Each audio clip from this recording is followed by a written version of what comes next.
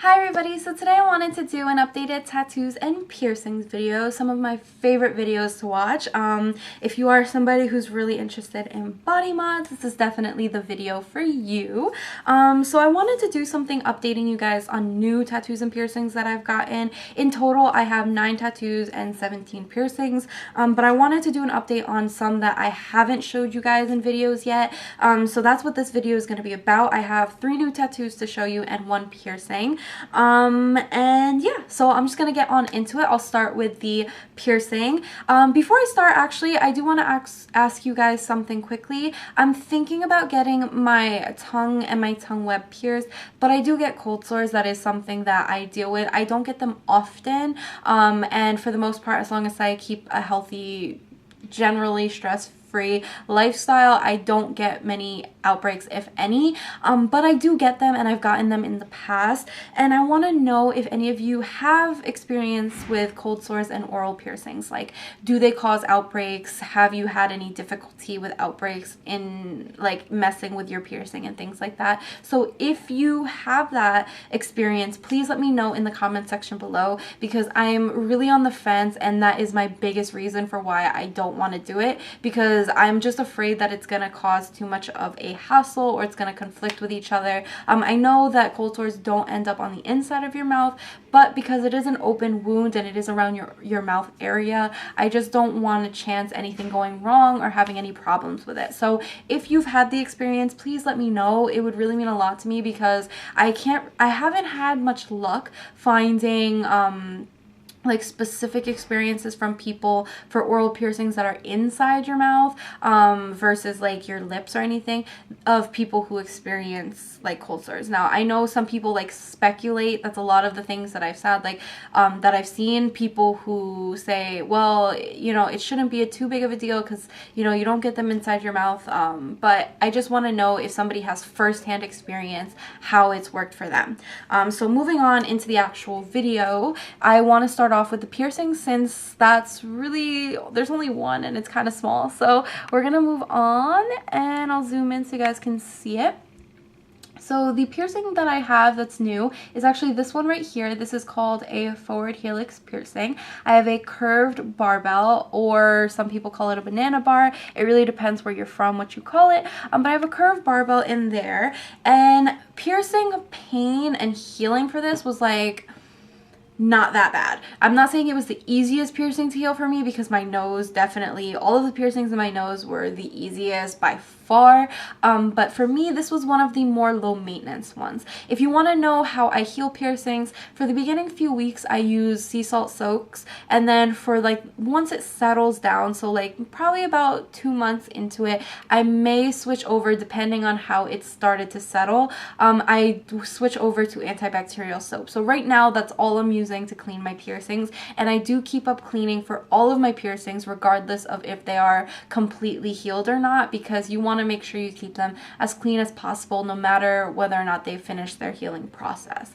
So that's what I do for cleaning. Pain was not too bad. It definitely was a little bit more painful than a standard helix piercing, but I attribute that to the fact that it's a small area. So getting the needle and the jewelry into that small area, it takes a little bit more work than like say the ones that are out here. So for me, it was a little bit more painful, but it definitely wasn't so bad. I wouldn't compare it to something like my Daith, which to me was really, really painful. At least it was the most painful out of all of my piercings. Still not that, like, not horrible, not like life threatening, like you might die because you got it, but it definitely wasn't as intense as that. I wouldn't really say it's a hard piercing to get in general at all. So if you are interested in getting it, definitely go ahead and do it. It's low maintenance. It doesn't catch on many things. You can still wear earphones if you are somebody who has that problem. I can't wear headphones in my right ear because of my Daith and because of my tragus. So this is a piercing that you can get that kind of is different than your everyday piercings, but you can still do things like wear headphones. So that's a plus for me, and that's why one of the reasons why I really like this.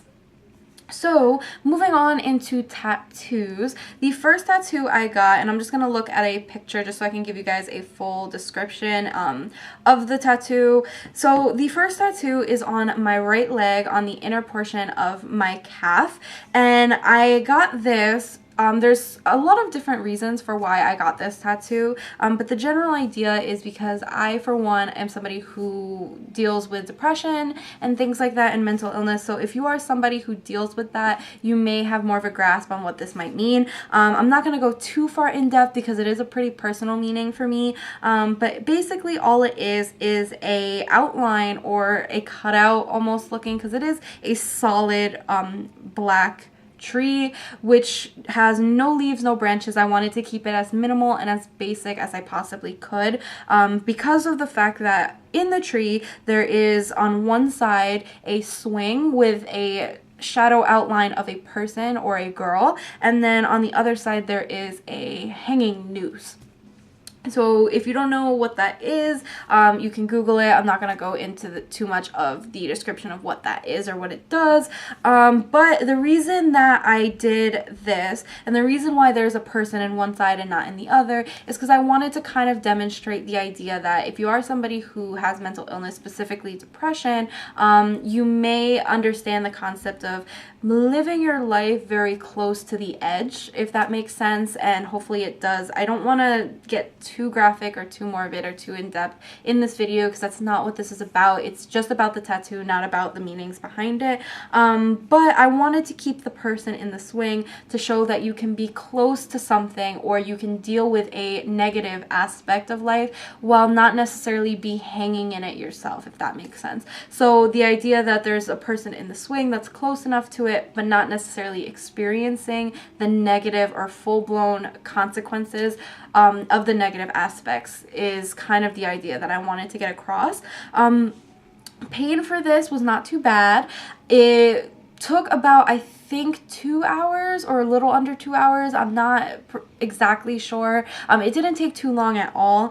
Pain wasn't so bad, except for some of the branches towards the back of my calf were a little bit painful for me to get done. I think it was more just because there was a lot of cluster of branches in that area, but it definitely wasn't a bad piercing to get. It is a solid black outline, so that does not add any shading or anything like that in it. It definitely was an easier piercing to get in the sense that there wasn't so much he had to work and go over multiple times.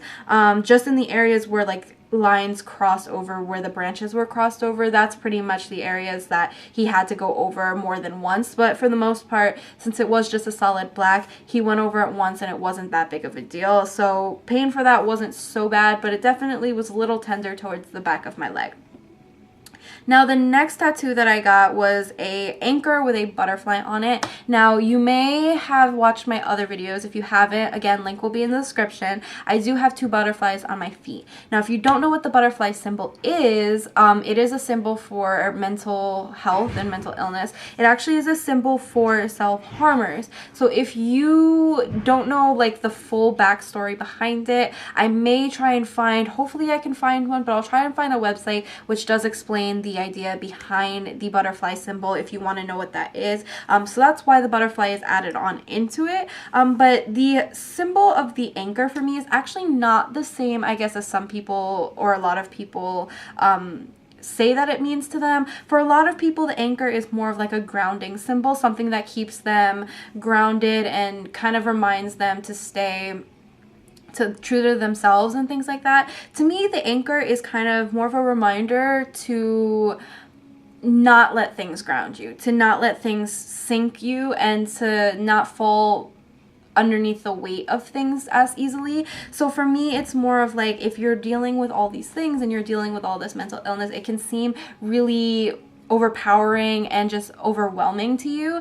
So it's kind of a reminder, and the butterfly sitting on top is kind of just a reminder to show you that you don't have to let it sink you, and that it's a reminder to not let things bring you down. So that's really what it means to me. It doesn't necessarily symbolize a grounding symbol to me. Also, I love the way anchor tattoos look, so that is part of the reason why I got it. So that is that, and it is a black and gray. All of my tattoos are black and gray. So that is one thing to mention. I do want to get a full leg sleeve in the future. I don't know if I mentioned that in previous videos, but I do want to get a full leg sleeve, and I do want them all to be black and gray. Now, placement of this one was actually on the inner portion of my leg, closer to my ankle. So it's right below the hanging tree, and pain for this was actually not too bad. I believe this one took a little bit around, I think it took close to 2 hours as well. It definitely wasn't a long one to get, surprisingly enough. And I love the way that it came out. I think the details on it is like really beautiful and amazing. Pain was actually not so bad in that area for me. I don't have any issues with it being close to my ankle, so for me the pain was not too bad. Now, healing for tattoos is a whole nother thing compared to piercings. If you want to know how to like heal tattoos, I can give you guys an update on how I heal tattoos, things I do to prep before I get a tattoo. So if you guys want to see a video on that, let me know. But healing for this was not bad at all. I had no bleeding of ink or nothing pulling. For me, the tree was actually worse healing because it itched so bad when it was healing, but this one was not too bad. So I actually was really happy with this one and how it turned out. And then the last tattoo that I got, hopefully I can get a good picture of it. It's actually a word or quotes, well, it's a quote or like 2 words. It's actually something that I saw on somebody else, not in the same font, not in the same placement, but it's a quote that I saw on somebody else that actually like really spoke to me, and for the longest time I just like really thought about it and how I would want to incorporate the idea of this quote, and I decided that the best way to do that was to just get the quote itself instead of trying to get a symbol for the quote. So the actual tattoo says "Lost Soul." Now, I did it in a really elegant font. I wanted it to be like soft and wispy and elegant, just because that's the type of mood I get in when I start thinking about this quote and what it means to me. For me, it just kind of symbolizes how in mental illness you can lose yourself and how it's hard to kind of know who you are and to kind of stay who you are going through the whole process of dealing with that. So that's what that really means to me. I love the way that it came out. It's underneath my knee, on the front of my leg, again below my knee, so that it's on like the lower half of my leg. I'm really focusing my tattoos like right now on the lower half of my leg. I want to start from the bottom up for my sleeve. So yeah, that's pretty much it as far as my new tattoos go. I do have an appointment in May. It is some ways away. I believe it's in May if I'm not mistaken. And that is going to be a whole nother video because it's going to be my biggest and most intricate piece to date. So I'm really excited for that, and I will definitely update you guys once I get that done. So other than that, that is pretty much it for this video. I really hope you guys enjoyed it. If you have any questions on anything, or if you maybe are struggling with any things that I've struggled with and, you know, any of these spoke to you, please talk to me in the comment section below. Email me if I can help you guys with anything. If you want somebody to talk to, anything like that, let me know. I've done a video speaking somewhat on like my anxiety and things like that, but I haven't really touched on my depression yet. So a lot of these tattoos really do show that side of me, and if you are somebody who deals with this and maybe you just need somebody to talk to, I'm always here for you guys. So definitely contact me through those if you would like somebody to talk to. Again, like I've said in other videos, I'm not a professional, but I can give some insight since I am going through similar things myself.